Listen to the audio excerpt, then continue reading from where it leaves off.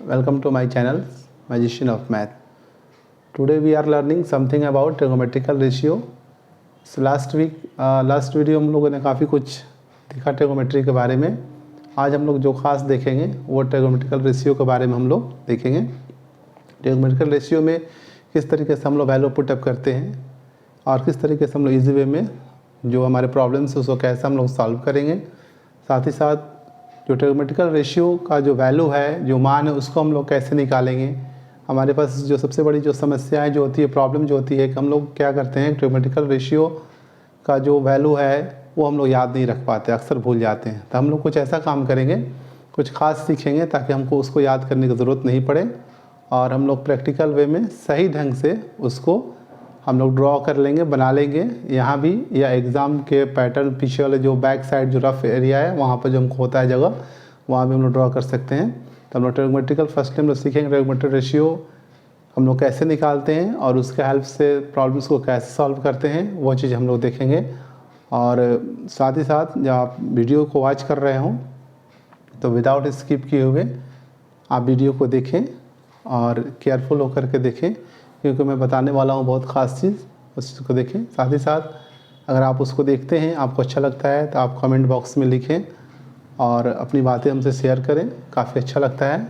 और हमारे चैनल्स को जो है सब्सक्राइब भी करें. सब्सक्राइब करने से ये होता है कि हमारा जो भी वीडियो जो नया आता है उसका नोटिफिकेशन आप तक पहुंचता है और आप उसको सबसे पहले देख पाते हैं.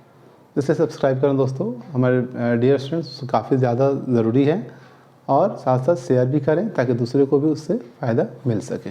आइए हम लोग देखेंगे हम लोग, जैसे कि फर्स्टली मैंने जो कहा ट्रिगोनोमेट्रिकल रेशियो जो हम लोग देखेंगे उसमें हम लोग सबसे पहले ये सीखेंगे कि किस तरीके से हम लोग वैल्यू को फाइंड करते हैं और कैसे हम लोग निकालते हैं इजी वे में. जैसे कि यहाँ पर जो सिस्टम आ रहा है, हम लोग यहाँ पर क्या करेंगे कि लिखेंगे, यहाँ पर एंगल ए लिखेंगे. उसके बाद यहाँ पर हम लोग लिखेंगे 0 डिग्री लिखेंगे. फिर लिखेंगे हम लोग यहाँ पर 30 डिग्री.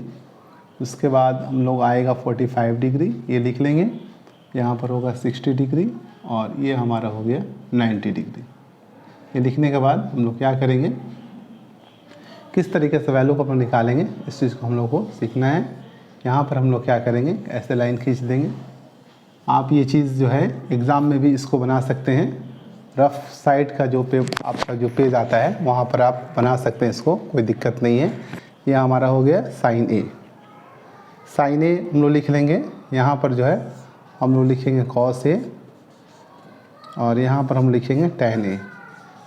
ये तीन चीज़ हमने लिख लिया, sign A, cos A, tan A. ये सिस्टम है इसको निकालने का.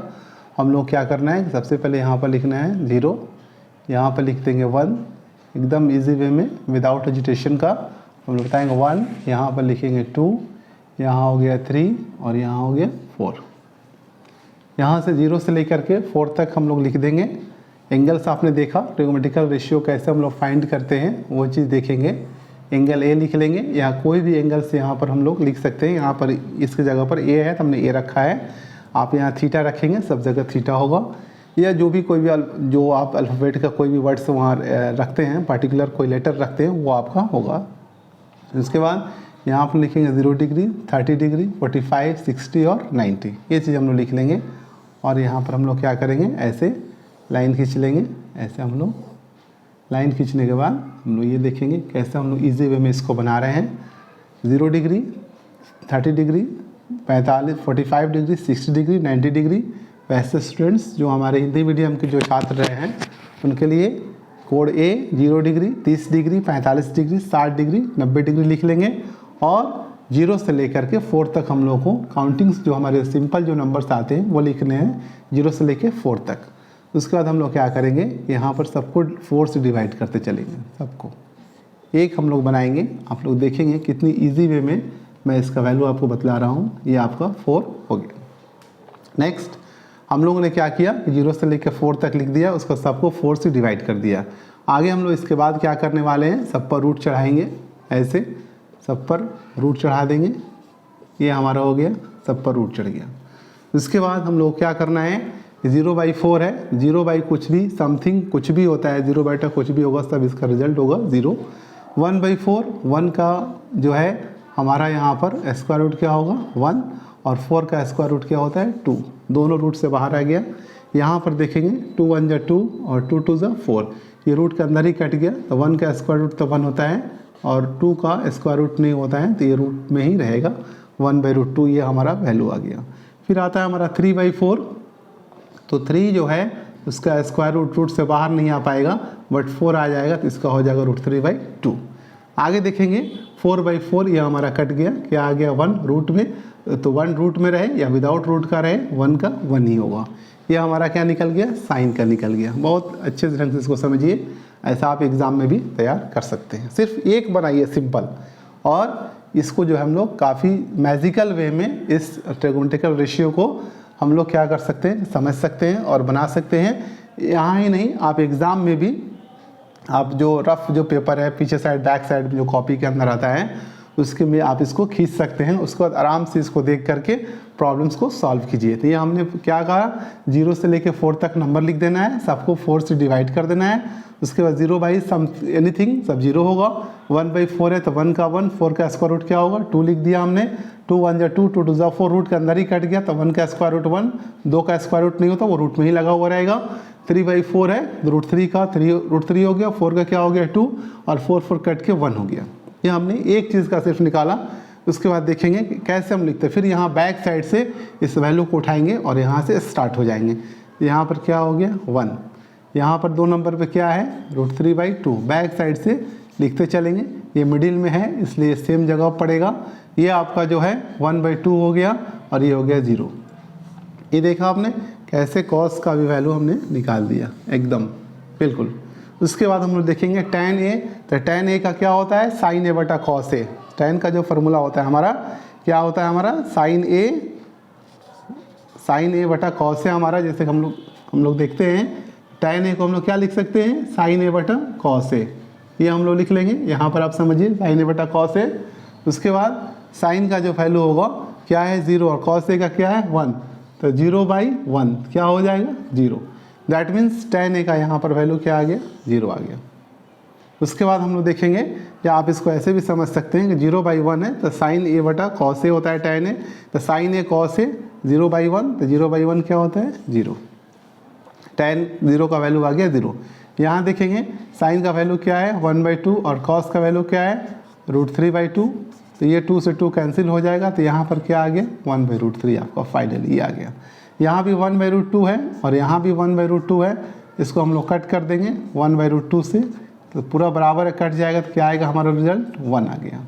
यहाँ पर देखेंगे √3/2 है और डिवाइडेड बाई 1/2, तो 2 से 2 कैंसिल हो जाएगा, यहाँ पर क्या आ गया √3 फाइनली। 1/0 आप जैसा कि जानते हैं कि किसी भी चीज़ को जब हम लोग क्या करते हैं 0 से डिवाइड करते हैं तो इन्फिनिटी आएगा। इन्फिनिटी या अपरिभाषित इसको हम लोग लिखते हैं, अपरिभाषित हम लोग लिखते हैं, या अंग्रेजी में क्या लिखते हैं इन्फिनिटिव। इन्फिनिटिव मतलब अनंत जिसके कोई अंत न हो।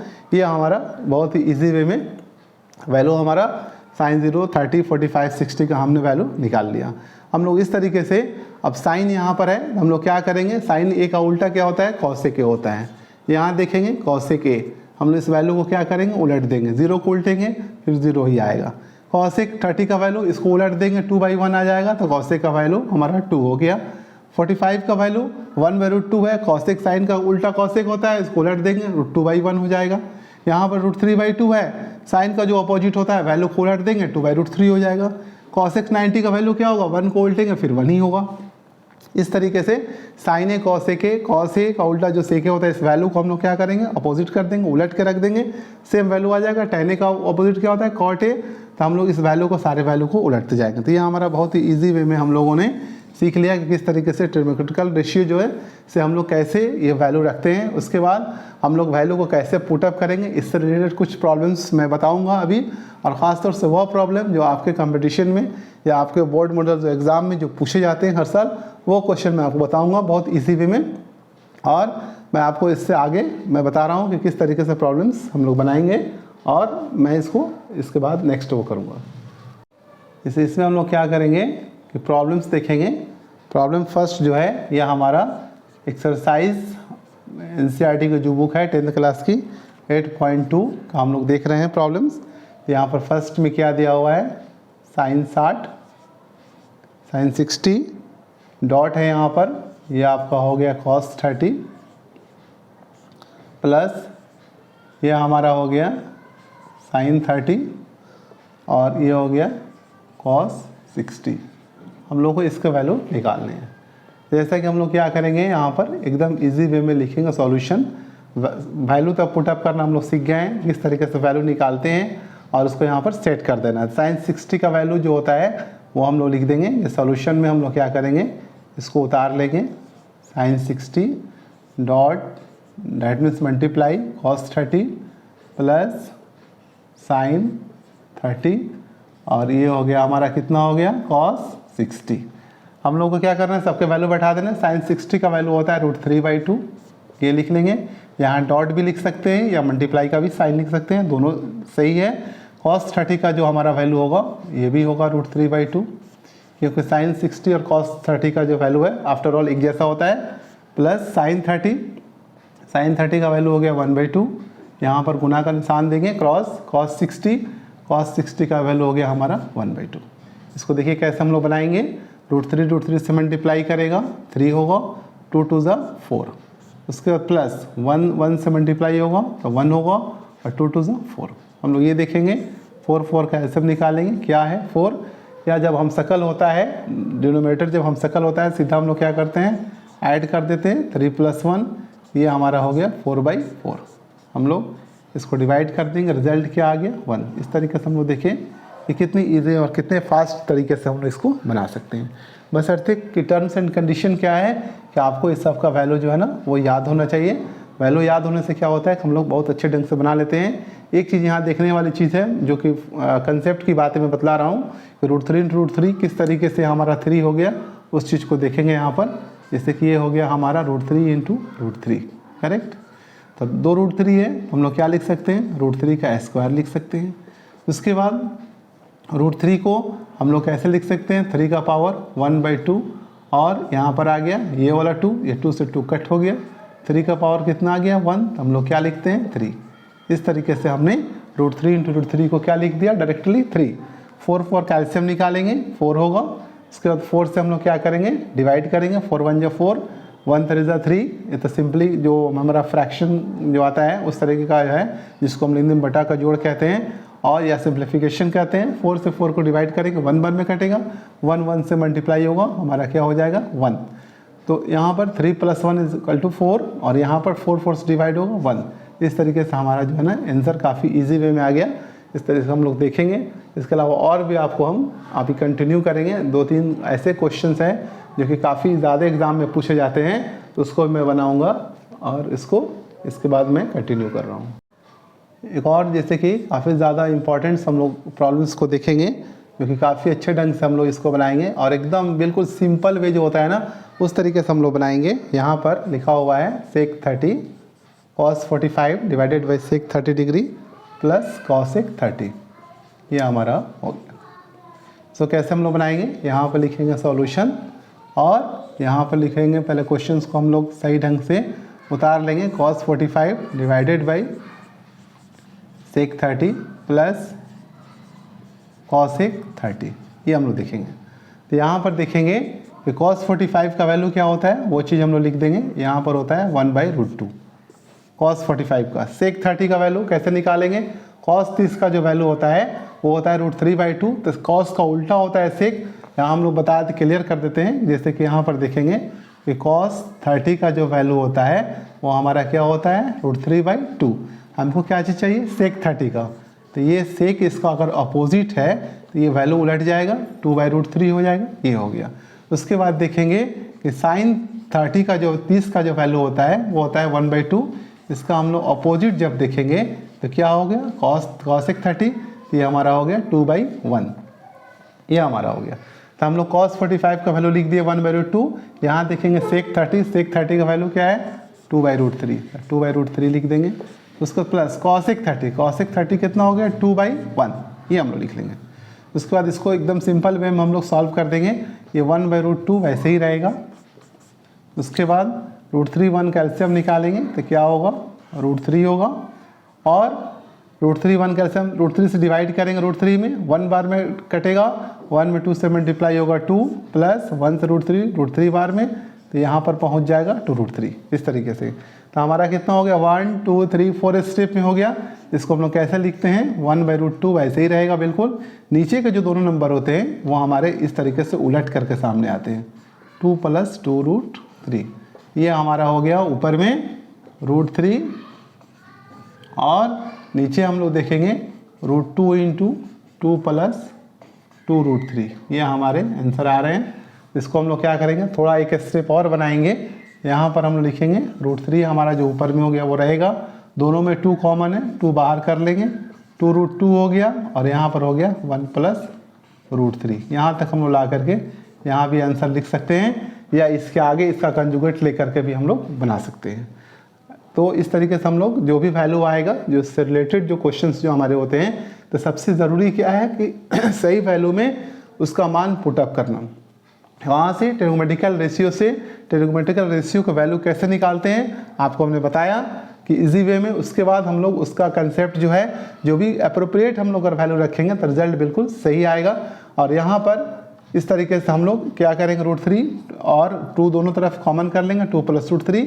कुछ यहाँ पर सिंप्लीफिकेशन से जो बटा का जोड़ बोलते हैं उससे हम लोग बनाते हैं और इसको सही वे में सही ढंग से बनाएंगे।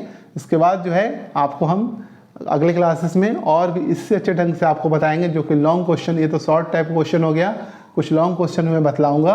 उसके साथ साथ आपको कुछ ऑब्जेक्टिव क्वेश्चन भी बताया है, जो कि एग्ज़ाम के पॉइंट ऑफ व्यू से आप एग्ज़ाम को, बोर्ड एग्ज़ाम कैसे क्रैक करेंगे, या बहुत सारे कॉम्पिटिटिव एग्ज़ाम वगैरह में इस तरह के क्वेश्चन पूछे जाते हैं। अभी जो है इतना तक के लिए आप देखिए, रिव्यू कीजिए, अच्छे ढंग से वॉच कीजिए। साथ ही साथ अगर आप इसको देखते हैं, अगर आपको अच्छा लगता है तो कमेंट बॉक्स में आप लिखें, और अगर अच्छा लगता है तो लाइक करें, सब्सक्राइब करें। साथ ही साथ आपको मैंने बताया कि आप सब्सक्राइब जब करते हैं तो आपके लिए क्या होता है कि एक नोटिफिकेशन बॉक्स होता है, जहाँ पर आपको नोटिफिकेशन जाता है, जहाँ पर आप वीडियो को देख सकते हैं, अच्छे ढंग से वॉच कर सकते हैं, जो कि आपके स्टडी के लिए काफ़ी हेल्पफुल होगा। तब तक के लिए students, good bye, thank you.